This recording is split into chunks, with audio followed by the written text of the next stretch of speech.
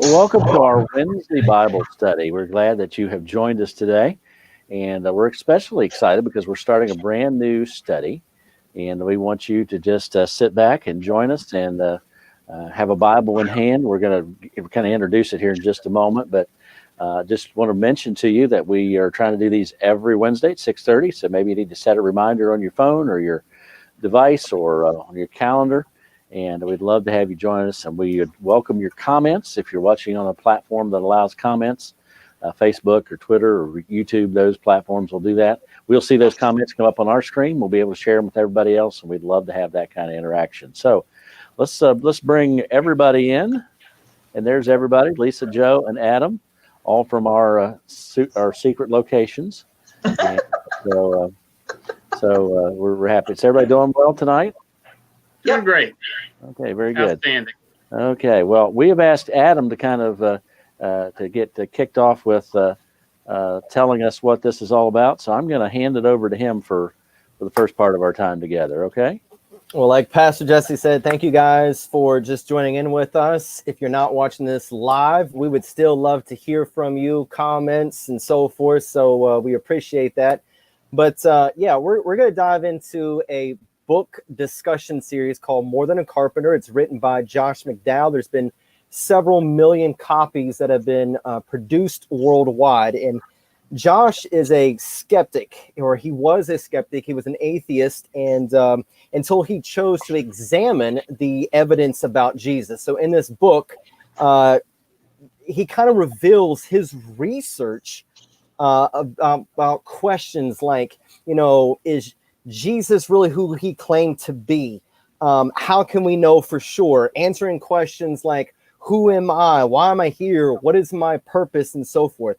And so what he does with this research, he investigates the hard questions, even such about the reliability of biblical records, the resurrection, the relationship between faith and science. All of these different types of topics we're going to engage in throughout this series. Now, real quick, we have two objectives for this of why we're doing this. Number one, if you're a follower of Jesus Christ, as you follow along with us, we want to kind of know, we want you to be in the know of why you believe what you believe. This is going to help concrete your faith of, okay, this is why I believe what I believe, and also strengthen your relationship with Jesus Christ.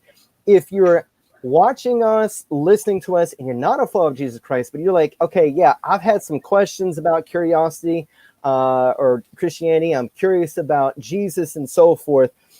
We have designed this to want to have the content and discussion to lead an honest consideration of you to evaluate of who Jesus Christ is. But enough about that. We want to hear from you all.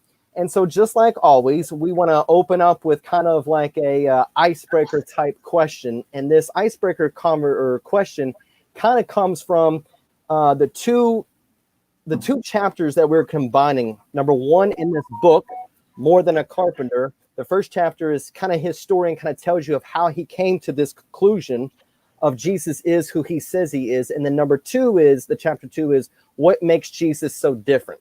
So with that being said, our question that we're going to kick off this evening is, we want you to share something about yourself that is different from most other people you know.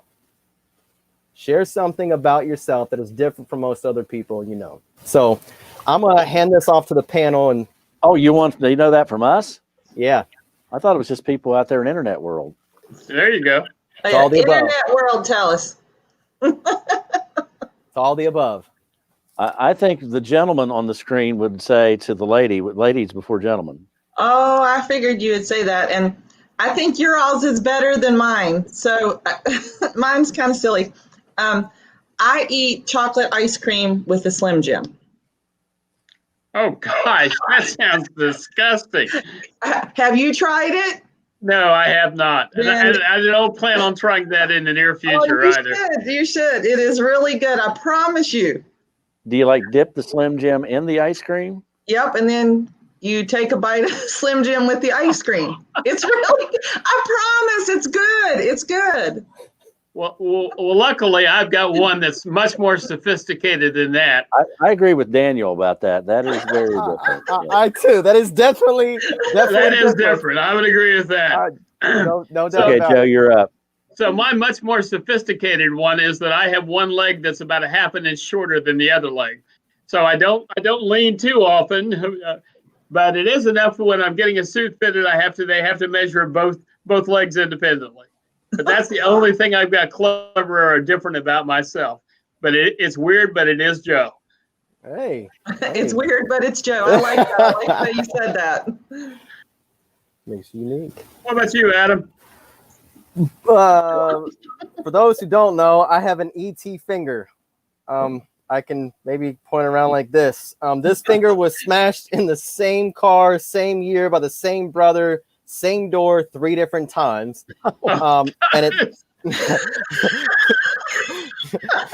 And it's kind of gross, but my finger is bubbly because the blood vessels never fully popped out. So I cannot get fingerprinted on this finger. So it's my ET finger. There you go. Wait a minute. I don't know if we should be like, oh, the brother may have been after you, or to think, why did you keep putting your finger there? It's not. It's not like, hey, let's do this. It's just every single time, when I opened the door, it was an accident. But the crazy thing is, every time we go on family vacation, everybody, and I think he messes with me now, but the oldest brother's like, dude, what happened to your finger? I'm like, are you serious? I go over this every single time with you. I did that. Well, what about you, Jesse? I want to be quick because I want to move on from this scenario. I'm really not. We're here to study Bible, not to do that. We discussed this shortly before we went online, but I'm the only one, at least of the 4 of us, that has ever been monkey bit. Yes, and I have scars on the back of my left hand to prove it. If you really want to see, and I'm not going to tell you the story right now. When we did this beforehand, Joe asked, "What country were you in when this monkey bite took place?" And I said, "West Virginia." So that's all the story I'm going to tell you. So, well, it is wild and wonderful, West Virginia. So there you go. It is wild. Okay, all right. I was just gonna say, I'll tell you what is wild is us getting into this. It's wild that Josh McDowell was a skeptic. He was an atheist. He goes off to college. This is all kind of chapter 1 in the book of More Than a Carpenter. And he, just like pretty much every other human being on the planet, asked questions about, why am I here? What is the purpose of life? Like, there's nothing fulfilling. And he chased after all these things, did all these academic things and just all these goals and achievements and all this stuff. And then he basically got with a group of Christians, this smaller group, because he recognized there was something different about them. They lived differently. They talked differently. They interacted with people differently. They were always joyful all the time. And so when he gets to know them and so forth, they kind of tell, in essence, their story. And at first, it's just like, Jesus, are you kidding me? Jesus is not for intellectual. It's for weak-minded people. And I don't want to hear about religion. I don't want to hear about Jesus and all this, all these other things. And so what caused him to consider Christianity, and I love this, was the relationship that he had with these people. These people were loving enough and accepted him enough for him to ask those questions and for them to have an ongoing dialogue. But it wasn't just that they loved him, they accepted him and his questions and so forth, but they also challenged him to investigate the Bible. Like, don't hear it from us. Don't take our word for it. Why don't you investigate yourself? And so, long story short, in chapter 1, basically he was pre-law. He took some time off from school, went overseas, and began, in essence, his journey about the validity of scriptures. But going in from chapter 1 to chapter 2, we're going to be talking about tonight what makes Jesus so different. Who is Jesus? And so tonight, if you're watching with us, we're about to dive into these questions that you can interact with us as well. So, hey, Adam, before we move on, you want to just say again for anyone joining us late how they can get a copy of the book? Yes, you can. Honestly, you can two ways. I think the easiest way is you can probably go to Amazon and just look up More Than a Carpenter, be in your house in what, 2 days? I don't know. Or you can actually go to our church web link, which is right there. Click on news, you'll see it. And then there's an actual link directly to Josh McDowell's webpage. And it has resources and his book and a bunch of other things on there that I would highly recommend just to take maybe 30 seconds to check out. Okay, very good. Good answer. All right. Okay, well, let's get into the questions. I'm going to make Adam our questioner tonight, and so get us started. All right. So on page 5, in chapter 1, Josh stated this. He said, "I'm fed up with religion. I'm fed up with the church. I am fed up with the Bible." So the question that we want to ask you all is, in what sense is Christianity not a religion? And then please share how this affects your view of Christianity. We would love to hear from you and interact with you of this question. So I'm going to throw that out to the panel again. And if there's time, then I'll answer last. Let me take one stab at it. I think one way that it's different than most religions is when I just hear the term religion, I think of something where I'm trying to do something to make my way to God, where I can earn somehow a seat in heaven. And Christianity is so different than that. It's by grace. It's not because of works. It's not anything related to that. It's because God just allowed us and he chose us to enter into a relationship with him. And that just flies in the face of at least most of the religions that I hear about, where there's this constant thing that you've got to worry about whether you're good enough to get to heaven, those kind of things. This is different than that. Christianity is totally different.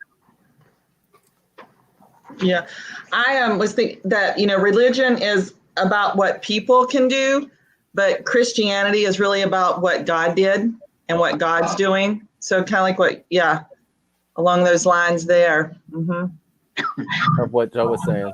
Yep, exactly. Pastor, do you have anything to add on that? Yeah, I guess I would just say it this way, that it seems to me religion, if it can be defined different ways, I guess, but I thought of the two words external and internal.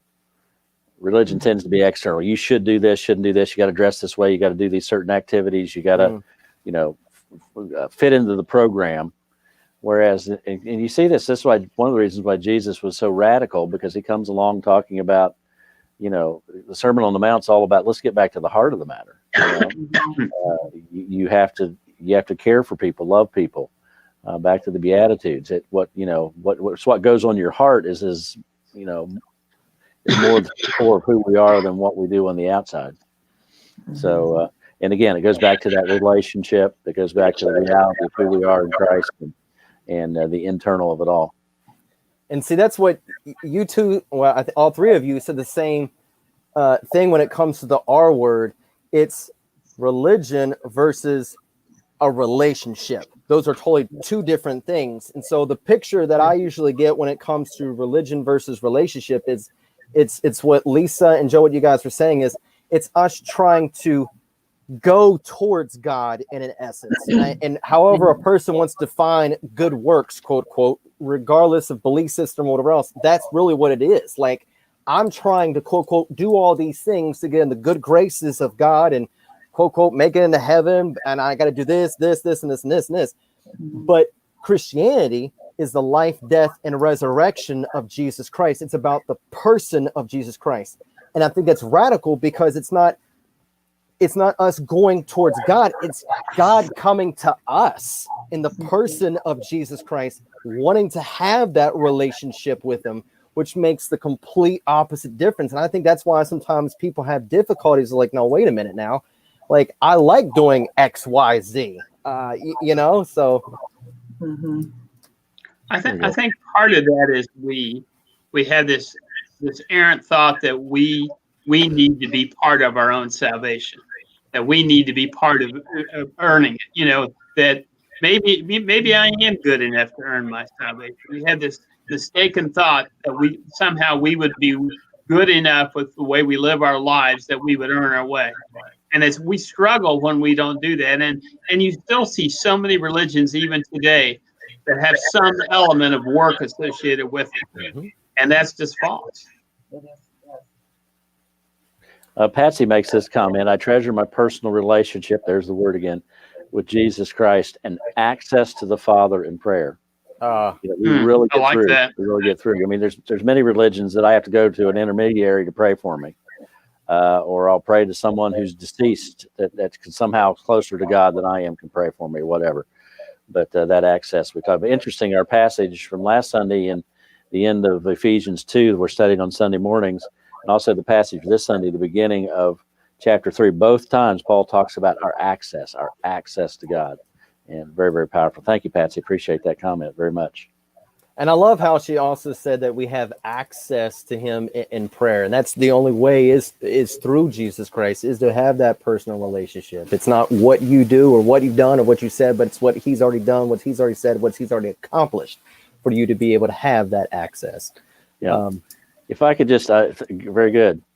I just, in the More Than a Carpenter book that we've been using, he talks about when he was on campus and he was just living the party life and living with the ups and downs and all that he was living. But he said there was a group of people in Christian, a few students and a couple faculty members, and they were different. They were believers.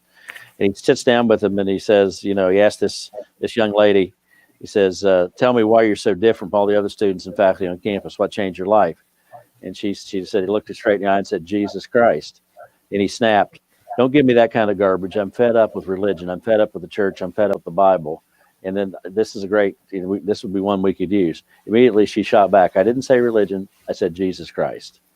She pointed out something I'd never known. Christianity is not a religion. Religion is humans trying to work their way to God through good works. Christianity is God coming to men and women through Jesus Christ. So, that should be something we should have in our ministry arsenal. Yeah.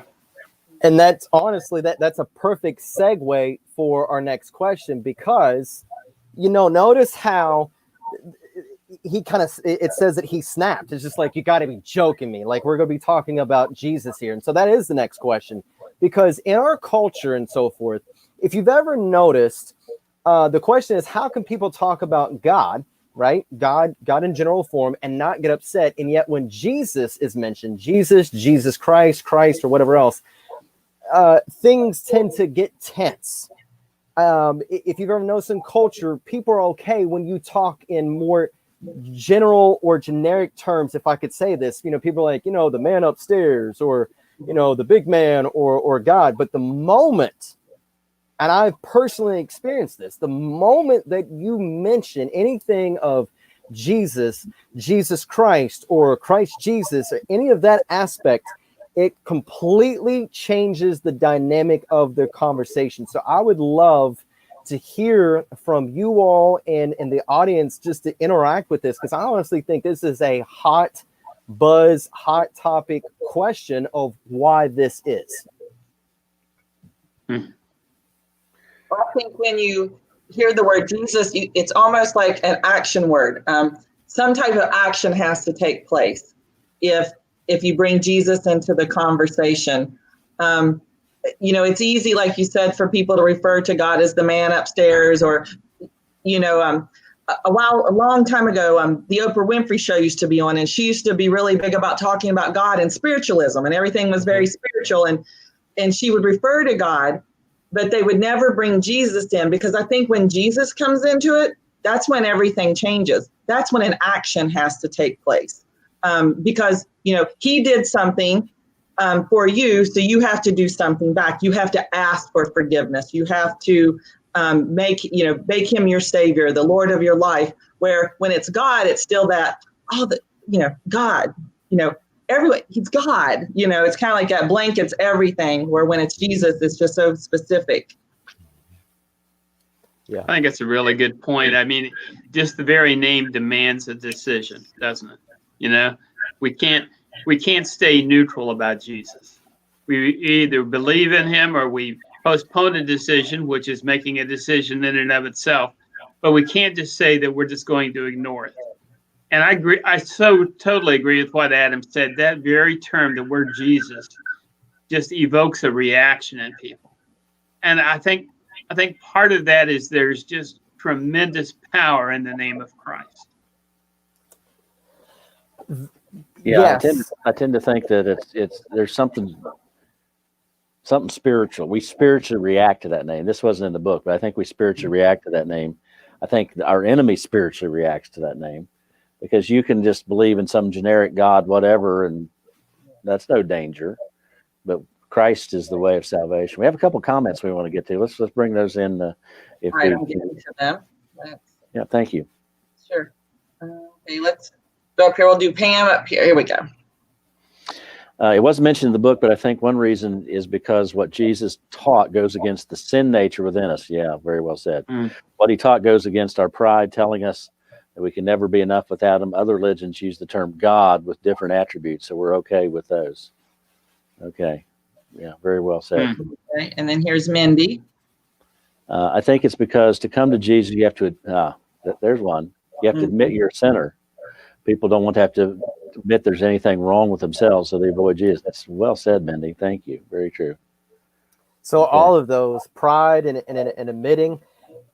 And then here's the other thing that I kept on hearing from you all as well too, is that what's the word? Lisa, you said blanket, right? You said blanket, and that's so true. In our culture, if we say God, or quote quote the man upstairs or whatever else, like it's blanketing everything, right? So therefore it's all access, right?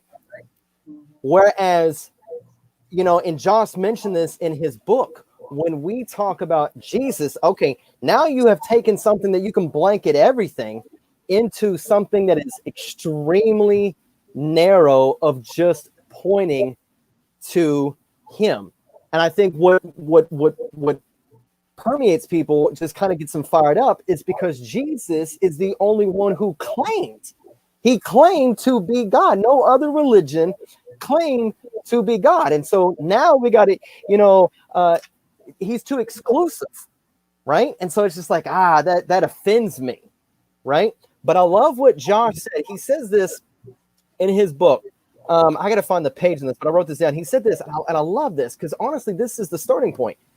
We don't want to believe it, yet the issue is not what we want to believe, but rather, who did Jesus claim to be? I honestly think that's the starting point. Because I think in our culture, and as we continue on in the weeks to come in this series and so forth, what we're going to look at is not like, is the Bible true? Is it not true? How do we know about this? The question that needs to be asked that answers all these other questions is, who is Jesus? Who did he claim to be? And what makes him so unique and different from everybody else? And I want to put a pause on that, just for some fact. I don't want to get too far ahead of myself. And I'll explain here in just a little bit why. But we would love to hear from you all of what are your thoughts on this particular question of, people can talk about God as in general, but when it comes to talking about Jesus and making that very specific, it seems that the conversation gets tense. We want to hear your thoughts about that. Okay. Were you gonna read the quote from the beginning of chapter 2, Adam, or that part of the book? You said you're holding something back, and I don't want to mess up your plans. No, go ahead. Okay. Go ahead. All right. This is beginning of chapter 2 on page 8. If you're using the little paperback, it says you can talk about God with people, and they don't necessarily get upset, but mention Jesus, and people want to stop the conversation. Why don't the names Buddha, Muhammad, or Confucius offend people the way the name Jesus does? I think the reason is that these other religious leaders didn't claim to be God. Yeah. And then he goes in a very analytical, well-researched way through all the places where it's very evident that Jesus claimed to be God. And, there are people who have trouble with that one. I remember having some people knock on my door, and I go there, and they're trying to, share their beliefs with me, and I'm trying to be kind. I would love to share the truth with them. And they came out with, well, Jesus really never claimed to be God. And I'm like, you haven't read the Bible that I have. And I shared with them where Jesus said, and John said, if you don't believe that I am He, you will die in your sins. I mean, and the I am is God. The I am of the Old Testament. So I want to go back to the word that you just used, Jess, and that's the word truth. Now, Jesus is the definition of truth. When he was being tried with Pilate, I was talking about this the other day. Jesus answered, and this is in John chapter 18, verse 37. It says, "You say that I am king. In fact, the reason I was born and came into this world is to testify to the truth." And I think our spiritual being recognizes that Christ is truth. And other ones, he is God. He said that he was God. He was a variety of people throughout the Bible recognize that he was God, but he is also truth. And he is the basis of all truth. Yeah. I thought about a passage from John 6. This is the where he feeds the 5,000, and later that day he walks on the water, and then he has this big discussion starting verse 22 about the bread of life. And the people ask, this is verse 28, what should we do that we may work the works of God? We want to do the works of God. We want to have that kind of ability. And here's what God the Father wants for God the Son. This is Jesus answered and said to them, this is the work of God, that you believe in him whom he sent. It's God's work. It's God's intention that you believe in Christ, that you believe in this one that he sent. And that's essential. That's certainly not optional. And the Bible is not bashful to tell us that Jesus and the apostles, the scriptures themselves testify that indeed Jesus is God. And I love how, I'm not saying everybody do this, take time off from school or your lives or whatever else and take months or years or whatever else. But I love how Josh spent the time to investigate, to search out, not to, hey, well, this is what, my mom said, my dad said, this pastor said, this organization said, this church said, or what else. But he actually sought out himself, and he started out with, okay, who is Jesus? Let me answer that. That is my starting point of who Jesus is. And I didn't mention this earlier, but there's a quote by Galileo says, all truths are easy to understand once they are discovered. The point is to discover them, but that takes investigation. So yes, it's going to take time. I mean, if you are a follower of Jesus Christ, and even if you're not, look at Acts 17. The Bereans examined the scriptures. They didn't just take Paul's word for it. Paul, who was completely against Jesus, he saw it once. That's a completely different, account at another time. But it's just like, okay, here's Paul. We know who he is. We've heard of him. We recognize him.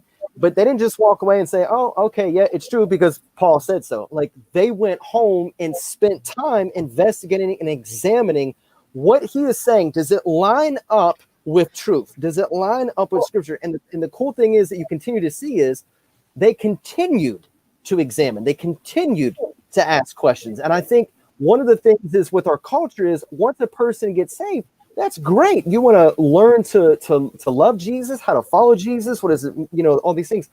But don't stop asking questions. Don't stop examining the validity of why you believe what you believe. I kind of rambled on there for a second. So no, that was good. That was good. Let's take just a brief break from our study guide, and just remind you of the first of all, the study guide you can get on our website. Just go to calvarywv.com and go to the news section, and you'll just be able to get there, and you can get your own copy. You can order the book More Than a Carpenter. You can order that Amazon.com, christianbook.com, wherever. We actually have a handful of these at the church, so if you want one, we'd be happy to give one to. It's going to be first come, first serve, but if you would like to have one, you can. We have some here at the church. We'd love to put into your hands and get it to you. So we're studying More Than a Carpenter by Josh McDowell, and interesting, written all the way back in the year 1977, and and of course his other classic book is Evidence Demands a Verdict, which is sort of a great apologetics, defense of the faith kind of book. but this is more personal, sort of his story, tracking through it. So that's why it's really important if you can get the book, because it'll take you along in his story and flesh that out for you. So let's get everybody caught up here, about two-thirds of the way through our study tonight. So Adam, back to you. Let's go on to our next section. So, we have already been talking about, we got to start with the question of who is Jesus.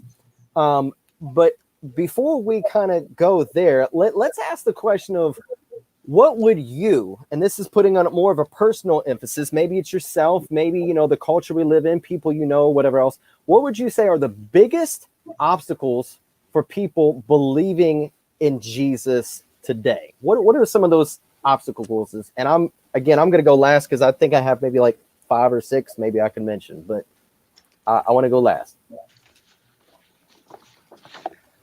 I'm looking up a passage. Someone else take it.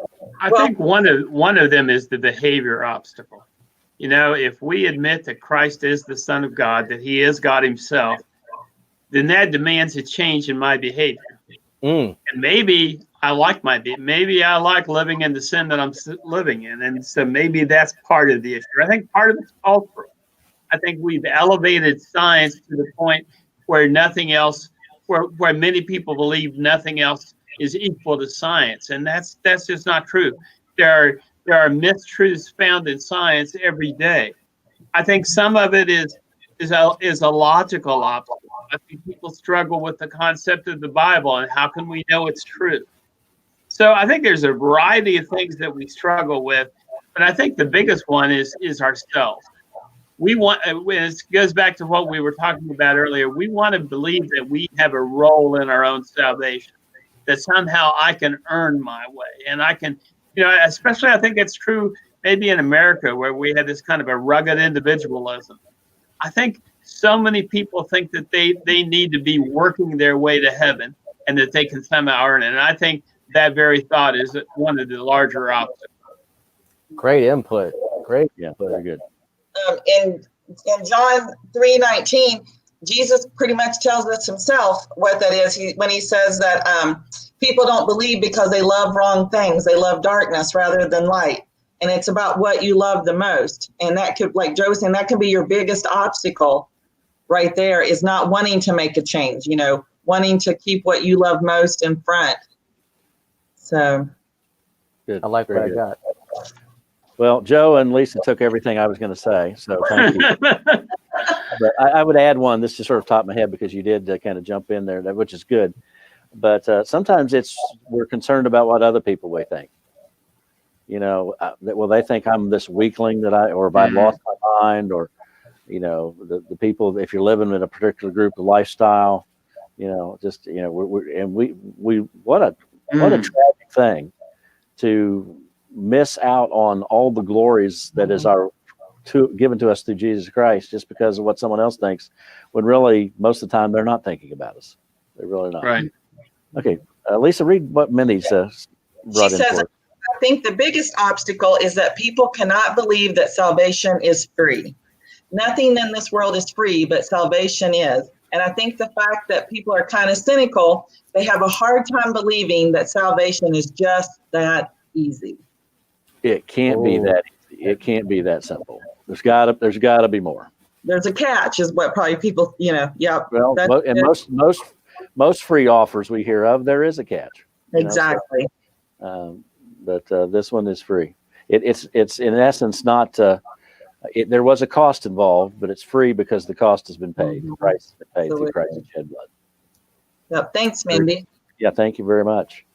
Very much. Adam, we saved everything for you. Hopefully we didn't take everything you wanted to say. No. And I just, first of all, I want to go, in essence, piggyback off of what Mindy was saying, this free gift, like, right, there has to be something that I have to do, right? That is one. The other thing is, though, I got to calm down here. I think there's different variables when it comes to this. One, I'm going to be dead honest. And if those who are watching and hearing me, they would probably, agree. I think sometimes it's ourselves. I think it's other Christians sometimes that can be an obstacle for a person to coming into a relationship with Jesus Christ. Meaning, here's why, honestly, this is my number one go-to a lot of times, because people are sadly mistaken religion with relationship. It's just like, well, I tried going to church, I tried to do this, and I try to be good, and I blah, blah, blah, blah. And it has nothing to do with that. The other thing is, I think sometimes we as followers of Jesus Christ view people, I've been there, done that. We view people sometimes as projects of like, man, I got to get this person to come to Christ. They got to come to know Christ. And that's great that you have that passion, that zeal. But all of a sudden we view them as a project rather than looking at them as the image of God. And because of rather we haven't spent time with them or invested in them, they're just like, okay, moving on. Right? And then the other thing for me was this, is questions. And just hear me out on this. I know a lot of times people get caught up in the everyday day of grind of life. I got to take care of my family. I got dinner. I got college. I got kids. And no one really wants to let me ponder on what is the purpose of life. Like, I get that to a certain extent. But there's bound to be a time in your life, whether you're driving or whatever else, that you come to a realization where it's just like, yeah, man, because you will come to a point in your life where this job, this car, this house, my wife, my kids, all these things, there's got to be something more.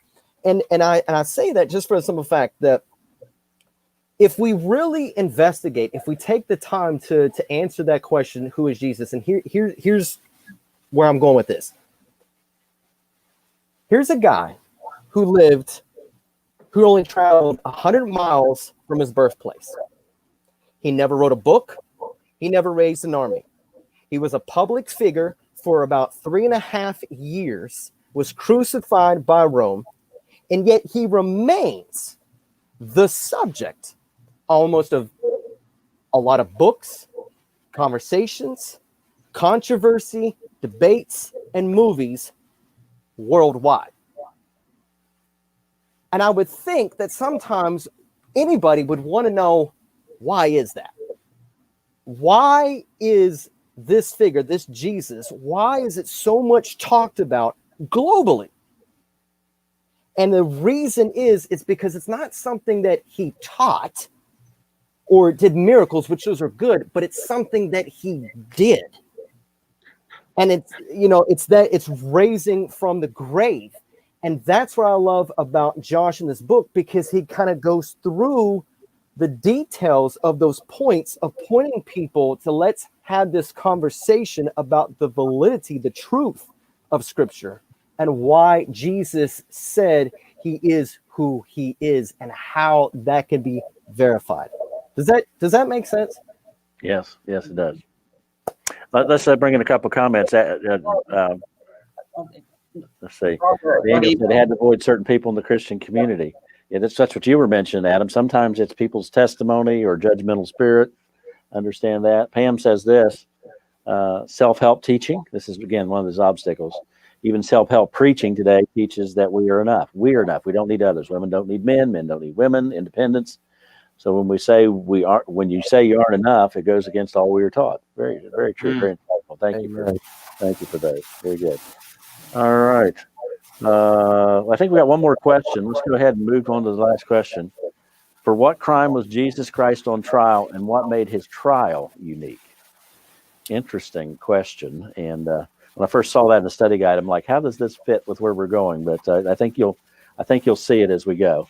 Mm-hmm. Someone want to take who hadn't had a chance to talk for a while? Adam, the top row has been talking for a long time. Let the bottom row talk here for a little while. I think one thing that was unique about his trial is that he was being tried for, again, not to repeat, but he was being tried for just telling the truth. So many people in a trial, they lie or they perjure themselves. And in this situation, Christ did nothing but tell the truth. And people struggled with the truth. And that was one thing that was unique. Yeah. It was unique because he was being charged by the officials and the church. And that was just unique. It was just one thing after another that was just totally counterintuitive. Normally we think of people that did some overt crime. and they're brought to justice as they should be. But here was a man that did no crime. He only showed love, and he was being tried for just telling the truth. Yeah. Tried for who he was, not for what he had done. But one of the things is I was reading it in Josh's book, and then I was looking up some things. I think one of the things that really set the religious leaders off at the time, I mean, definitely that Jesus claimed to be God, but I also think it was when I read in the book and he was talking about how Jesus referred to him as my father and not our father. Right.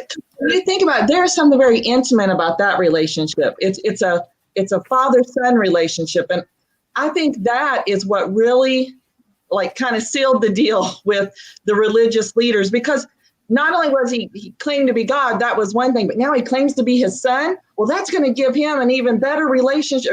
He's saying he's, that much more elevated than what we are. So again, tried for who he was and not for what he done. Yeah. And that go ahead. I was just going to say that as you look at this, and I wanted to read from Mark 14, verse 60. This is before Pilate, so there's multiple trials actually in the whole story. But high priest and says, "You answer nothing. What these men are testifying?" And they finally said, "Are you the Christ, the Son of the Blessed?" Jesus said, "I am."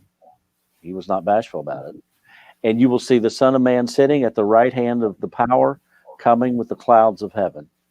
A lot of times people, when they're under threat, are going to try to, maybe I won't deny the truth, but I'm not going to be real. But Jesus just says the day's going to come when you're going to see with your eyes and experience the fact that the Son of Man's going to come with power and, sitting at the right hand of God. So, it's a whole different thing than anything you'd ever imagine. And again, I love how, Josh has spent years. That's why this little book right here is kind of the beginning of all his research of going down this trail and in essence of his faith journey, starting with the question of who is Jesus. And I know some of you all may be like, okay, I get it, but why does that matter? I'm telling you, once you investigate like I did when I was younger, because I was the same way. I'm like, what is it? What difference does that make? That makes a huge difference. Once you start to understand the language, the culture, and everything else, he was put on trial for what he claimed. It's not because, hey, we're upset with, you're doing miracles and that, but he's literally claiming to be a god. Like, that is the biggest no-no of any human history. It's to the point where when you do read about history, it's death by stoning. And Jesus is constantly claiming, I'm God in the flesh. And so that puts it on a completely different perspective once you start to understand that Jesus claimed who he claimed to be, who is God. And I just say this right now, man, and until we get next week and so forth, let me say this. Jesus will change your life. Point blank, Jesus will change your life. And I know you're like, well, I don't want to get up my bad behavior, or I don't want to give up my thinking or my relationship. Look, I'm not telling you to do that. A lot of times people think that they got to do certain things before they come to Jesus. I'm telling you, Jesus will change your life and give you life to the fullest. But I do want to read, there's a comment I see that we have coming in. Daniel writes, he lived a sinless life. You think of the irony of that. I mean, every one of us, even if we're not guilty of what we would be tried for, if you could imagine that, we're guilty of something, right? Jesus' a sinless life. And of course, whoops, I just did that again. Sorry there. But I'm sorry. He finished his thought. They thought he was a heretic. He didn't match their template. And I didn't look up the passage, but you remember the high priest says to Jesus in the trial setting, I command you by the name of the living God to tell us what we want to hear. And he's speaking to the living God. I mean, it's mind-blowing. It's mind-blowing. Mind-blowing, yes. Okay. Anyone else want to add to that question? All right. Well, let's segue in our small group study into our next step. And Adam, tell them what they're going to find at calvarywv.com/share. Yeah, so here was the thing that we wanted you to kind of get familiar with. Number one, if you haven't gotten the book, we would highly recommend getting the book. You can go to our church website, click on news, it's right there. You can just go to Amazon, order the book. But the next steps, if you're a follower of Jesus Christ, in chapter 1 was all about him, in essence, telling his story of how he came into a relationship with Jesus Christ and how it has changed his life. And then he goes into the whole research. Number one, if you're a follower of Jesus Christ, we would love it if you would take the opportunity to share your story. If you want to know, like, what do you mean by share your story? Like your testimony, but we can help you of how to share your story. If you go to this link, calvarywv.com/share, there's some resources there to be able to help you share that. And if you're comfortable, man, we would love for you to share your story with us. You can email me. I don't know if we have that email, but you could email me at Stotler, STOTLER, @calvarywv.com. We would love for you to, there you go. We would love for you to share that. And then let's say you've been listening to this, you're watching, or you're sharing it with someone who is not a follower of Jesus, but they have a lot of questions. Maybe they were like me and they were shunned and thou shalt not ask that and go away and pray about this. But you have somebody that has a lot of questions. We would love to have a dialogue. We would love to have a conversation with you. So please feel free to email me, Pastor Jesse. Again, we would love to have this ongoing conversation with you about who Jesus Christ is. So yes, please take this opportunity to do these steps. I did step 1 today. I had an opportunity to share my story with a couple folks today. So go share your story, man. Good. All right. Well, we thank you for joining us for our study. Do want to encourage you to get the book and to join us next time. We'll be back into chapter 2, and we do more than chapter 2 next time. Adam, do you know? Yes, we will be doing chapter 3 and 4. 3 and 4 next time. Thank you. 3 and 4. Okay. Well, appreciate you joining us. Thank you, Lisa, Joe, Adam. Great job tonight. Thank you for being part of our online study. And if you're watching this after the fact in a recorded format, not live, you can still leave your comments. We will see those and we will appreciate those. Others that follow along behind you will see those comments as well. 2 or 3 of you had comments right near the end. We didn't get them in. Sorry about that for lack of time, but keep them coming. Someone's going to read them and profit by them. So thank you for being with us. And we're going to sign off for now. God bless you. Have a great night.